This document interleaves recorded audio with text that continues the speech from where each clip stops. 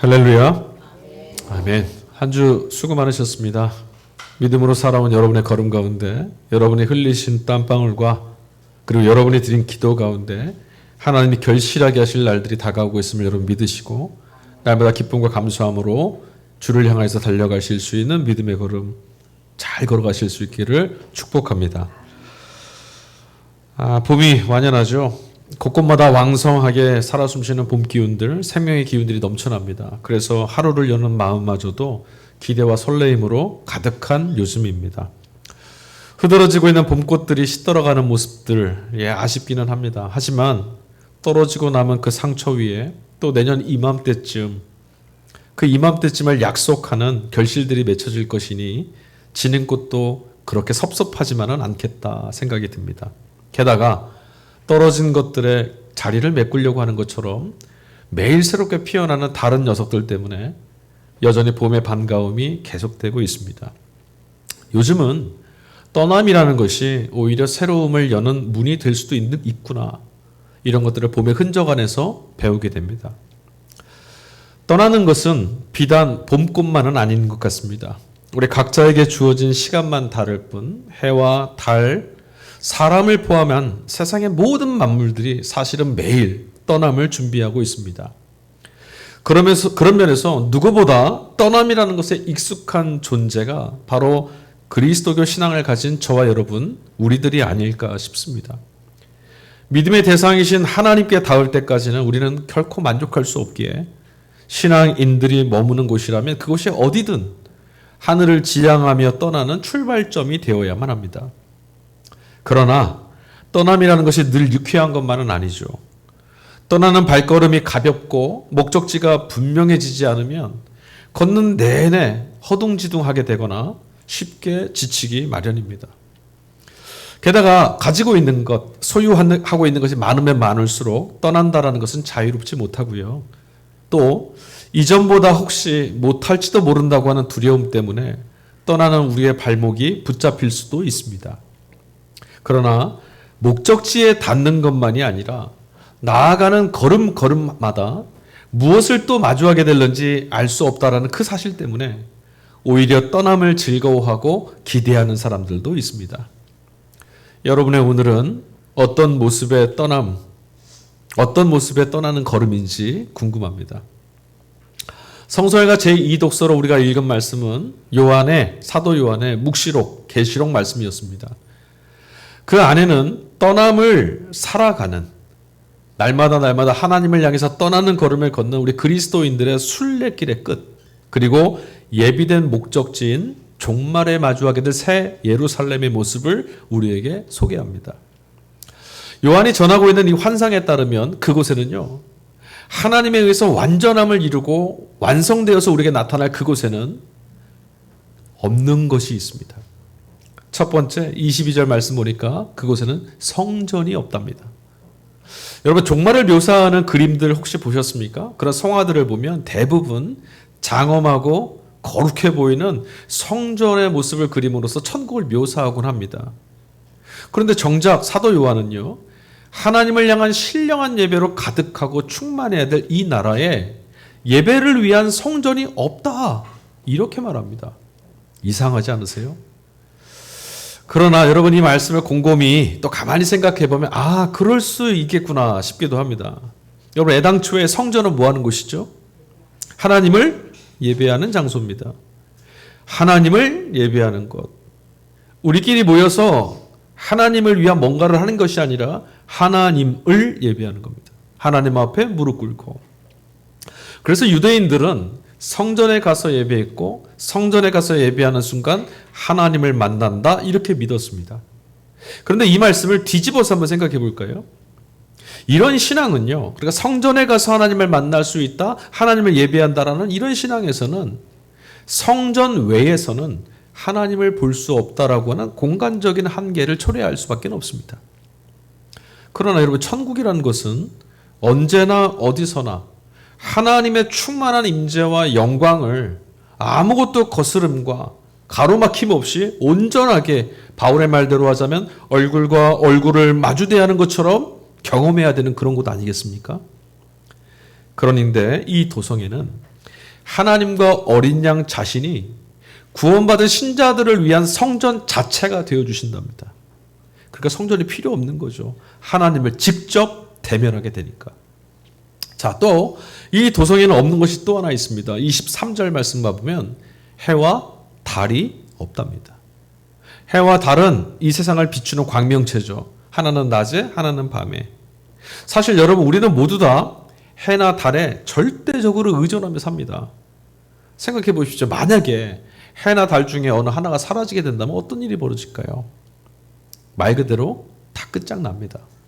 그냥 빛 하나 사라지는 게 아니라 생존할 수가 없습니다. 그러니 우리보다 그것들에 훨씬 더 의존적으로 살았던 고대 사람들에게 해와 달이 얼마나 경외의 대상이 되었을까? 이거 두말하면 잔소리겠죠. 그런데 요한이 말합니다. 그곳에는, 그 새 예루살렘에는 해와 달이 없습니다. 무슨 말일까요? 혹시라도 우리가 영화에서 보았던 것처럼 우주적인 붕괴, 파멸 이런 거 지금 얘기하는 걸까요? 계시록 22장 3절 후반절에서 4절까지 이렇게 말하고 있습니다. 하나님과 어린 양의 보좌가 도성 안에 있고 그의 종들이 그를 예배하며 하나님의 얼굴을 뵐 것입니다. 여러분이 이 환상에서 핵심이 뭔지 아십니까? 지금 이 같이 읽은 3절과 4절에 나왔던 말씀 그대로 이 환상에서 본 이 새 예루살렘 종말의 핵심은 뭐냐면 하나님 자신을 경험한다는 거예요. 우리가 하나님을 뵙게 되고 하나님 앞에 선다라는 거죠. 이게 핵심이에요. 생명의 빛 되시는 하나님의 영광으로 충만해진다는 거죠. 그러니까 어둠이 그곳에 있을 수가 없어요. 지금 우리처럼 어둠을 어떻게 이겨낼까, 어둠을 어떻게 몰아낼까 염려하지 않아도 됩니다. 하나님의 충만한 빛 때문에 어둠은 그곳에 없을 테니까요. 그러니까 어둠을 밝히기 위해서 지어내진 하나님이 빚으신 해나 달이 그곳에 있을 필요가 있을까요, 없을까요? 없죠. 태양이 떴는데 촛불 들고 내 발길을 비추겠다고 하는 사람은 없잖아요. 이처럼 여러분 그날에 그리고 그곳에서 우리가 하나님의 얼굴을 대면하여 보게 될 것이다. 그럼 이것이 바로 요한의 묵시록, 계시록의 결론인 겁니다. 정말 놀라운 나라죠. 자, 그러면 우리 이제 이렇게 질문해 봐야죠. 지금 우리의 이 떠남, 이 순례의 길이 언제쯤이면 그러면 그곳에 닿을 수 있을까요? 과연 그날은 올까요? 지금까지는 우리가 잘해왔습니다. 여기까지 왔거든요. 매일매일 떠나서 하나님 나라를 향해 그 나라를 향해서 계속 걸어왔습니다. 그런데 아직 닿지 못했다라고 하는 반복되는 일상 때문에 오늘도 어제처럼 가벼운 마음으로 또 떠날 수 있을까? 내일은 또 어떻게 될까? 자신은 없습니다. 혹시 여러분 내일 우리가 낭패를 경험하게 될지도 몰라요. 또 이 떠남의 길이 정말 안전할는지 장담할 수도 없습니다. 그런데도 계속되는 이 떠남, 계속해서 오늘의 삶에서 하나님의 나라를 향해서 떠나자고 하는 이 말씀들이 우리에게 무겁게 느껴지게 되죠. 그래서 우리 앞서 이 떠남의 길을 걸었던 사람들의 증언을 귀 기울여 들어야 하는 겁니다. 자, 오늘 1독서 본문으로 사도행전 본문을 읽었습니다. 본문의 말씀은 빌립보라는 곳에 가서 사역했던 바울 사도 이야기입니다. 본래 그는 이곳에 올 생각이 없었어요. 본래 그가 떠나려고 했던 선교 목적지는 소아시아 지역, 지금의 터키 지방이었습니다. 그런데 어느 날 밤에 모든 것을 다 준비했었는데 환상을 하나 봤어요. 환상 속에서 저 반대편 마케도니아 지방에 있었던 사람들이 환상도 자기를 부르는 겁니다. 우리를 와서 도우라. 그래서 목적지가 뒤바뀌었습니다. 자, 그렇다고 해서 특별히 준비된 것이 있냐? 없습니다. 그럼 그곳에 가면 도움받을 만한 사람이 있느냐? 없습니다. 이곳에 복음을 전할 장소, 또 선교 대상인 사람들을 만날 뾰족한 대책이 있느냐? 그것도 없습니다. 그저 그곳으로 가는 것이 하나님의 뜻이다라고 믿고 길을 나섰을 뿐입니다.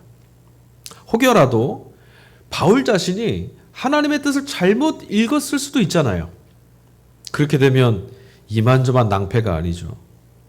그런데 오늘 말씀 보니까요, 빌립보에 도착한 이후로 이어지는 말씀 속에 아주 조촐하게 하나의 표현이 들어있더라고요. 그가 며칠 동안 묵고 있었다.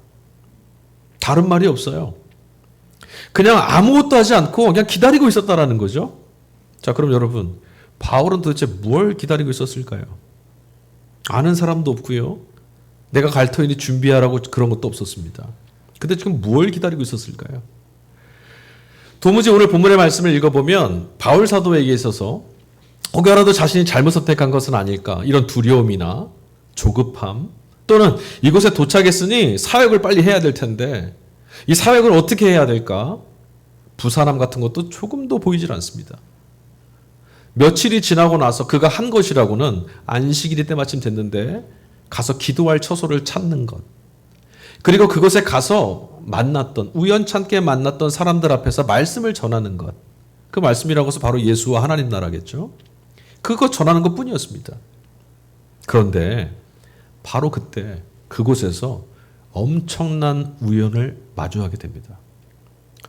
바울 사도의 전체 선교 역사에서 빼놓을 수 없는 든든한 동역자이며 후원자였던 루디아라고 하는 여인을 만나게 된 거죠.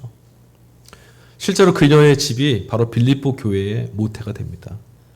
자, 그럼 여러분, 바울 사도와 이 루디아가 만났던 이 만남 있지 않습니까? 정말 우연일까요? 생각해보면 여러분 이 만남에는 숱한 변수가 있었어요. 생각해 보십시오. 만약에 바울이 환상을 보지 않았다면 그럼 소아시아로 갔겠죠. 그럼 루디아 못 만났을 겁니다. 자, 환상을 보고도 이건 그냥 꿈일 뿐이야. 우리 준비한 거 다 있잖아. 이건 수포로 하고 돌아갈 수는 없어. 거기 뭐 아무것도 장담되는 게 없는데 보장된 게 없는데 거기를 어떻게 가. 그냥 소아시아 가자. 소아시아로 향한 선교를 고집했다면 또 그가 환상대로 정말 이쪽 마케도니아를 건너서 빌립보까지 오긴 왔어도 그냥 아무렇지도 않게 기다리다가 혹은 다른 뭔가를 막 하다가 회당을 찾아가지 못했다면 또 회당을 찾아갔더라도 그때 그 시간에 루디아와 길이 어긋났다면 온갖 변수가 있죠. 이 만남은 그 작은 변수 하나만 틀어졌어도 결코 성립될 수 없었을 겁니다. 그러니까 보십시오. 바울과 루디아 입장에서 본다면 그들은 그저 제 길을 가다가 우연찮게 마주쳤을 뿐입니다. 근데 여러분은 어떻게 보이십니까? 오늘 이 본문의 말씀을 읽은 저와 여러분 눈에는 어떻게 보이죠? 이 둘의 만남은요, 우연이 아니지 않습니까? 땅끝까지 복음이 전해지는 일을 위해서 하나님께서 준비하시고 이끌어가시고 예비하셨던 주권적인 은총 사건으로밖에 보이지 않습니다. 그러고 보면요, 바울 사도가 보여주었던 그 여유로움, 아무것도 하지 않아도 낯설은 이곳에 왔어도 뭘 해야 될지도 모르는데도 조바심 내지 않던 그 여유가 주님께서 까닭 없이 부르시는 분이 아니라는 것, 또 부르셨으면 보내시는 분이라는 것, 또 떠나게 하시는 분이면 반드시 미리 준비하시고 예비하시는 분이라는 믿음이 있었기 때문이 아닐까. 정말 이처럼 주님을 신뢰했던 바울이라면 애당초 마케도니아로 걸음을 바꿔서 옮길 때 그 발걸음이 얼마나 가벼웠을까. 또 그 걸음을 채우고 있던 기대와 기쁨이 얼마나 컸을까 싶습니다. 우리는 뭔가 시키면 하나님이 예비하시는 걸음에 나가 있을 때 아무것도 보이지 않는다고 두려워하고 염려하고 불평할 때도 있는데 바울은 안 그랬던 것 같아요. 하나님이 또 무엇을 예비하실까? 삼독수인 복음서 말씀, 우리 14장 말씀, 요한복음 14장 읽었습니다. 요한복음 14장 말씀은요, 제자들 곁을 떠나시게 됐던 예수님께서 전하신 말씀입니다. 지난주에 우리가 13장 말씀을 읽었거든요. 요한복음 13장하고 14장을 우리가 뭐라고 부르냐면 고별 설교, 예수님이 남기신 마지막 설교 이렇게 부릅니다. 그러니까 십자가를 지시기 직전에, 바로 직전에 제자들에게 남겼던 마지막 말씀이라는 뜻이에요. 그래서 여러분 한번 생각해 보십시오.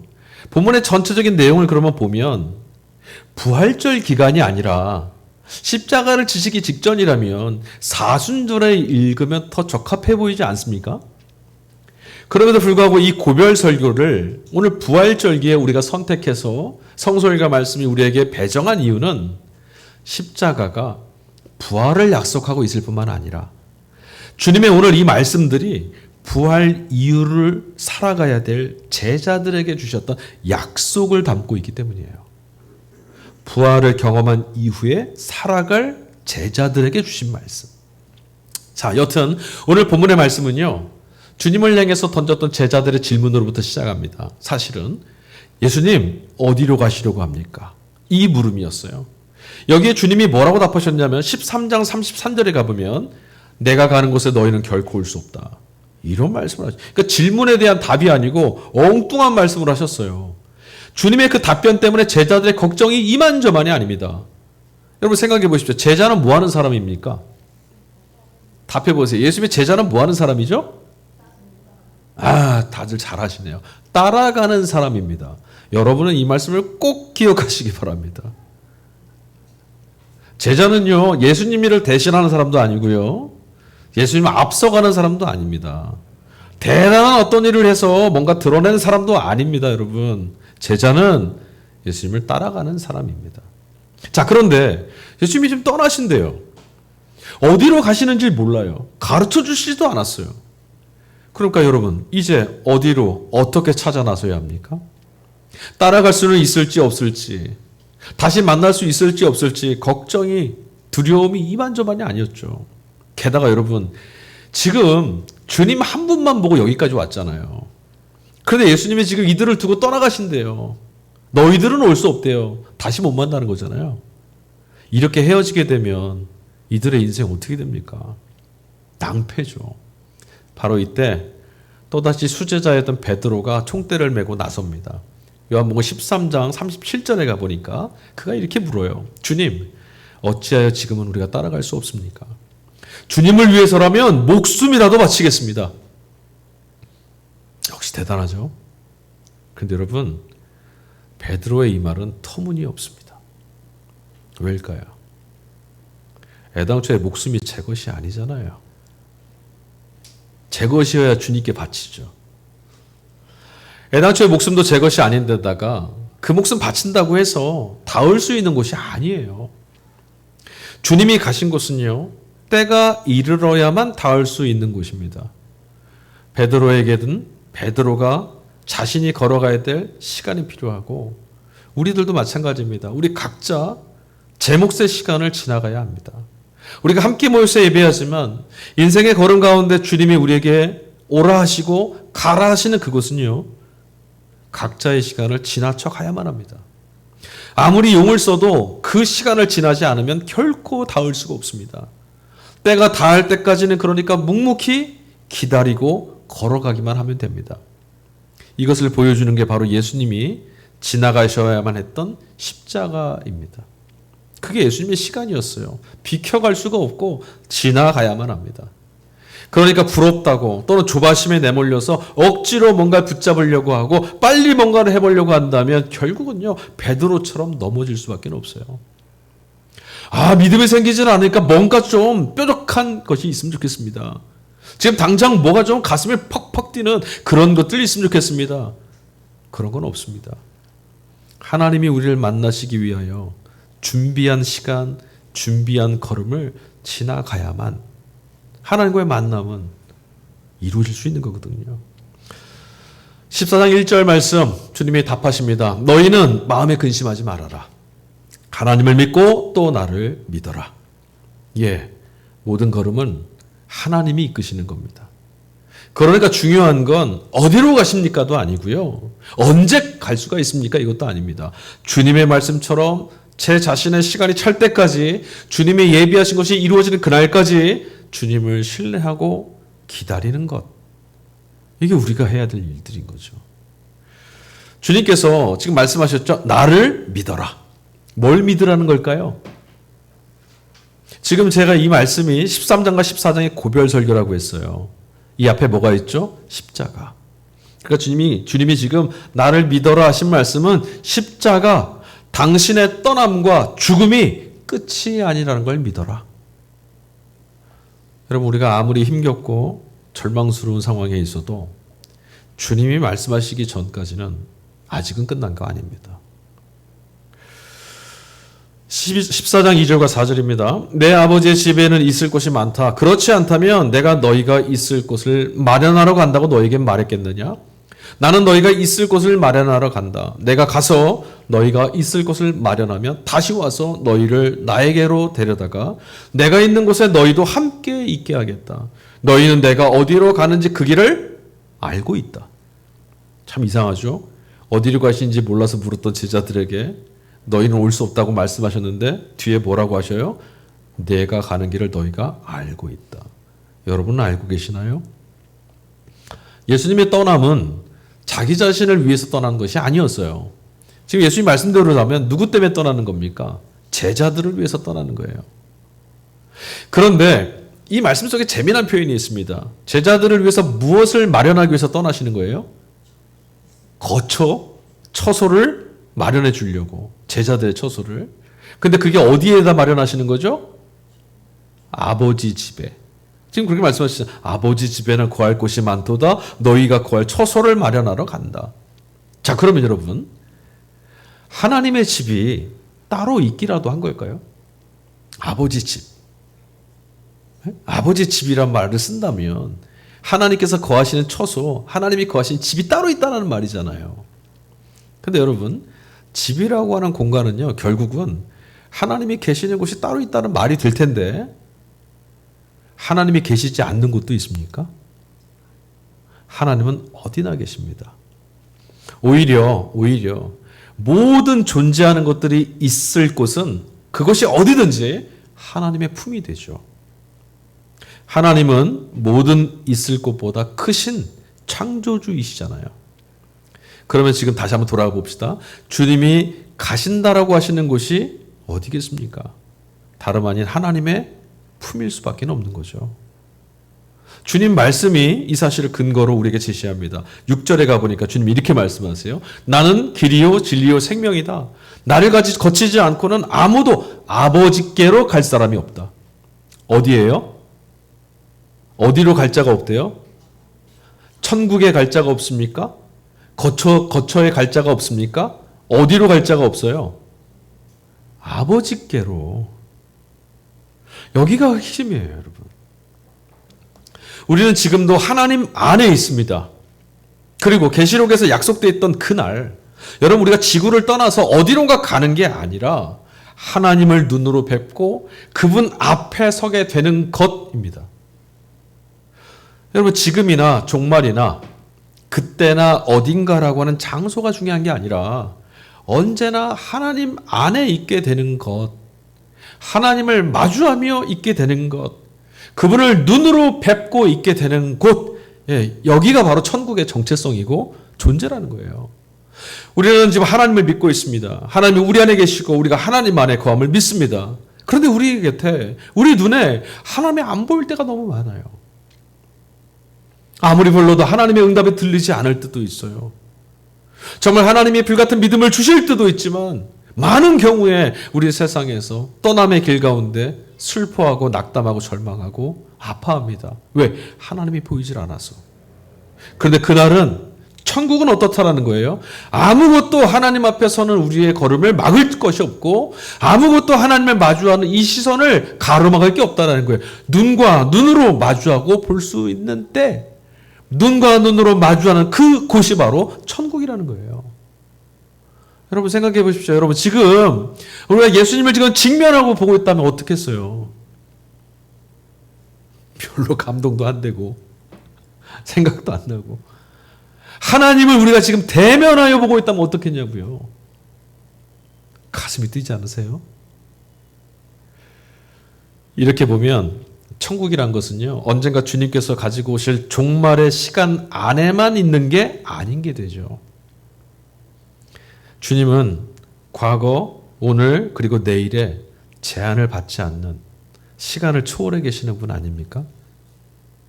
죽음 넘어 우리가 지금 유업으로 받게 될 것으로 기대하고 있고 또 소망하고 있는 영생, 천국은요, 이미, 잘 들으세요, 이미 여기에서 그리고 언제나 부활하신 주님을 믿을 때 신자들의 마음과 신자들의 삶 가운데 언제나 다시 오시는 나라예요. 여러분 이 사실 믿으셔야 돼요. 이게 초기 기독교, 우리 기독교 신앙이 믿었던 종말이었고 하나님 나라였어요. 야, 주님이 다시 오신다 그랬는데 언제 오시냐? 순 거짓말이라고 하는 이들에게 여전히 그들은 주님을 기다린다. 어떻게 해요? 이미 와 계시니까. 그분을 통해서 엿보고 있으니까 마침내 드러날 날을 우리는 포기할 수가 없다. 여러분들 그 나라를 지금 엿보고 계십니까? 종말에 마주하게 될 하나님의 영광을 지금 경험하시나요? 그래서 예수님께서는 이 고별설교 내내 읽어보시면 이런 말씀을 자꾸 하세요. 나를 본 사람은 아버지를 본 것과 같다. 아버지와 나는 하나다.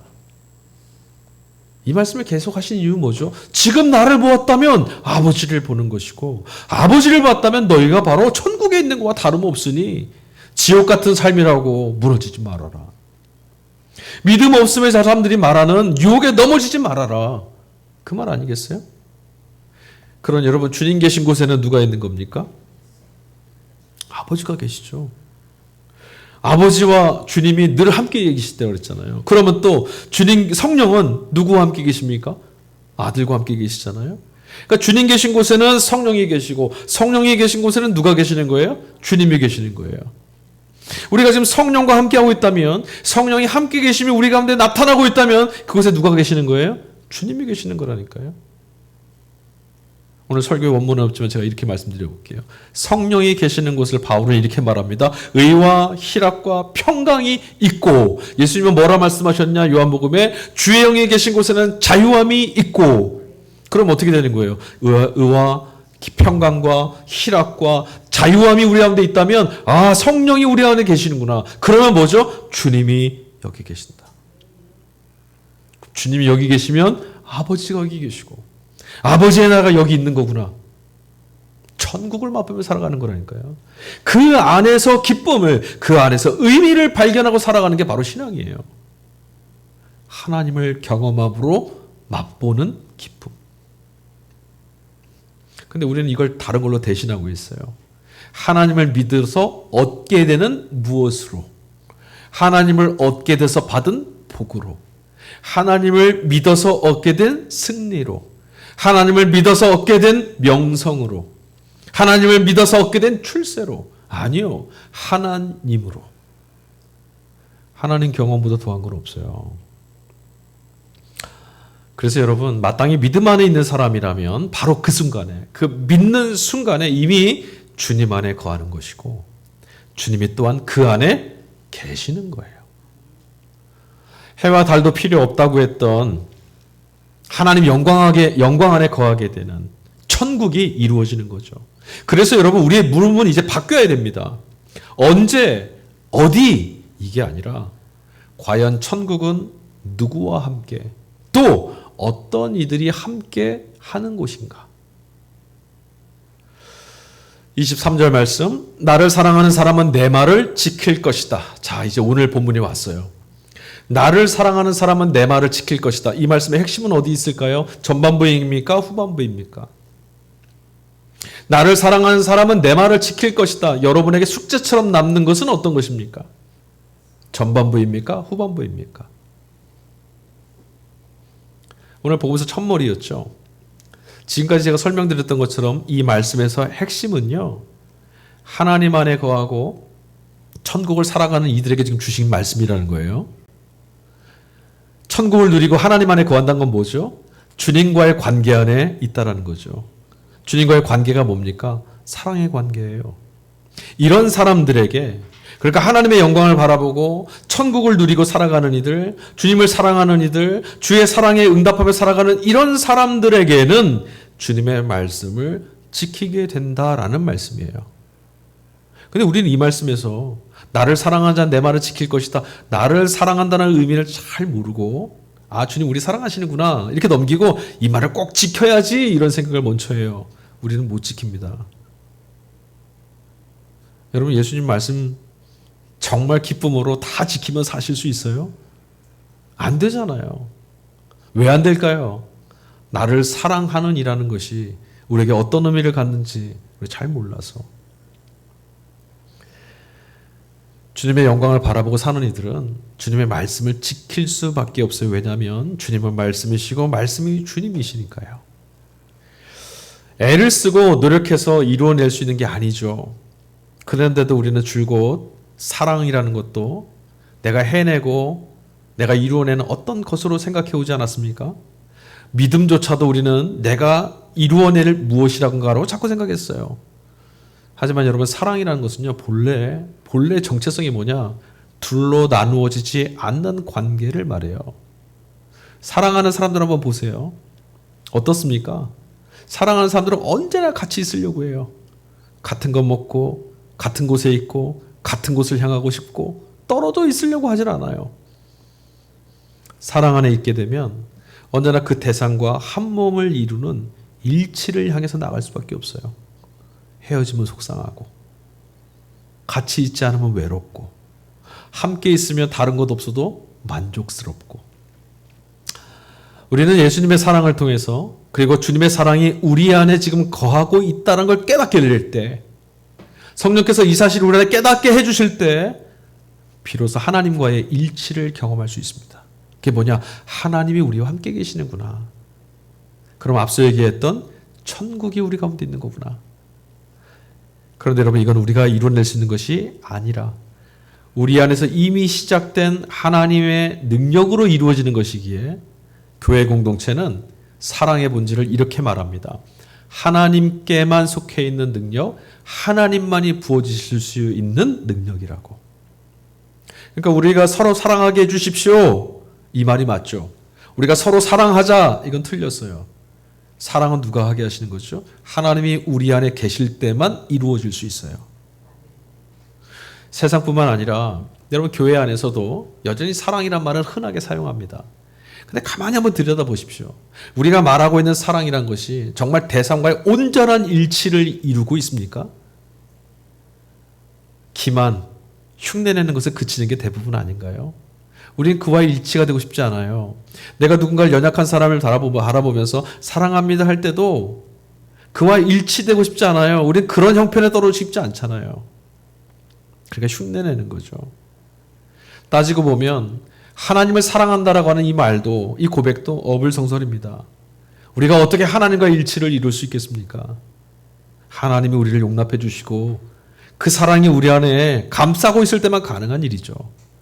우리 자신에게는 하나님과 일치를 이룰 능력이 없습니다. 그래서 우리 안에 어떤 일들이 나타났냐? 주님 말씀이 너무 자주 귀에 거슬렸고 우리의 선택이란 것이 그분의 뜻과 자꾸만 어긋나게 됐던 것, 이유가 여기 있는 거죠. 그런데 여러분, 예수님은 이런 우리와는 너무나 다르셨어요. 오롯이 끝까지 하나님과 일치를 이루며 그분의 말씀을 성취하며 사셨죠. 왜요? 온전한 사랑 안에 거하셨고 온전한 하나 되신 분이셨으니까. 그래서 능력이 나타난 거죠. 사랑이란 것은 한 몸을 이루는 연합하는 능력이에요. 갈등, 불화, 미움, 반목, 이런 거 다 지워내는 평화가 바로 이 사랑, 연합하는 것 안에서만 이루어질 수 있어요. 그런데 사랑이 또한 뭐라 그랬죠? 하나님께로부터만 오는 능력이라고 그랬잖아요. 하나님이신 성령과 우리가 한 몸 될 때만, 그래서 사랑은 발현되고 그런 곳에 평화가 이루어지는 거죠.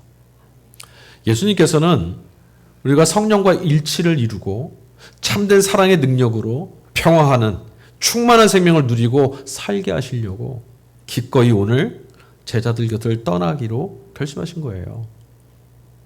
저와 여러분을 예수님께서 부르셨고 또 우리가 그분의 다함이 없는 사랑에 응답하여서 여기 있는 것이 분명하다면 여러분, 이제 그러므로 두려워하지 마시고 떠남의 걸음을 가십시오.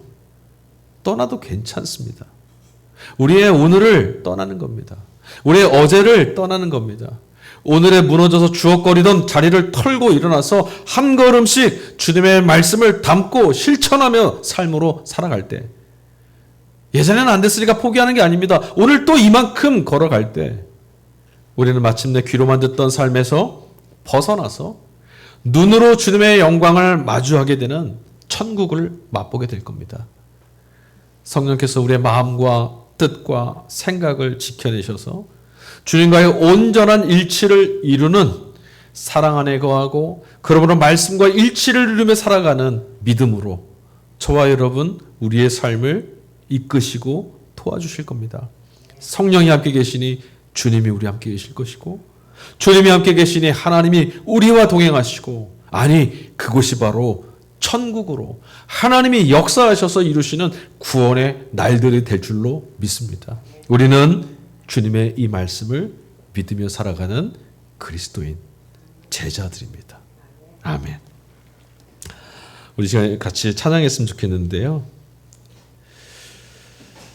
욥기서 42장 5절 말씀에 가보면 극심한 고통 가운데 있었던 욥이 하나님을 뵈면서 이런 고백을 해요.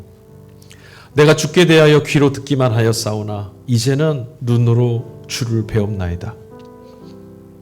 욥은 당대의 의인이었죠. 하나님을 경외하던 자입니다. 그는 믿음이 있던 자였습니다. 누구보다도. 그런데 여러분, 극심한 환난과 역경과 고난 속에서 그의 신앙은 수없이 비틀거리고 무너집니다. 하나님을 몰랐던 것도 아니고 믿지 않았던 것도 아닌데, 다만 현실에서 자신을 구원해내는 능력으로 발현되지 않았을 뿐이죠. 머리로는 아는데 가슴이 믿어지지 않았고, 이해는 되는데 마음이 뜨거워지는 경험이 없었습니다. 여러분, 오늘 우리 지금 이곳에서 우리에게 필요한 것은 천국에 관해서 아는 것, 주님에 관해서 아는 것이 아닙니다. 주님을 경험하는 거죠. 천국에 관한 소문을 듣는 것이 아니라 천국이 여기 이미 시작되었다는 것을 경험하는 것. 우리의 의지와 힘으로 치열한 삶을 살아갈 능력이 없지 않습니까? 천국을 맛보면 걸어갈 수 있습니다. 삶을 구원하는 능력이 예수님께 있으니까 주님을 경험하면 이겨낼 수 있습니다. 우리의 눈을 열어서 이제는 주님의 영광을 마주할 수 있기를, 이제는 우리의 귀가 열려서 주님의 말씀을 가슴으로 들을 수 있게 해달라고 욥이 고백했던 것처럼 내가 이제 주님을 봅니다. 이 믿음의 고백이 저와 여러분의 삶에 나타나기를 바라면서 우리 이 찬양을 함께 고백하도록 하겠습니다.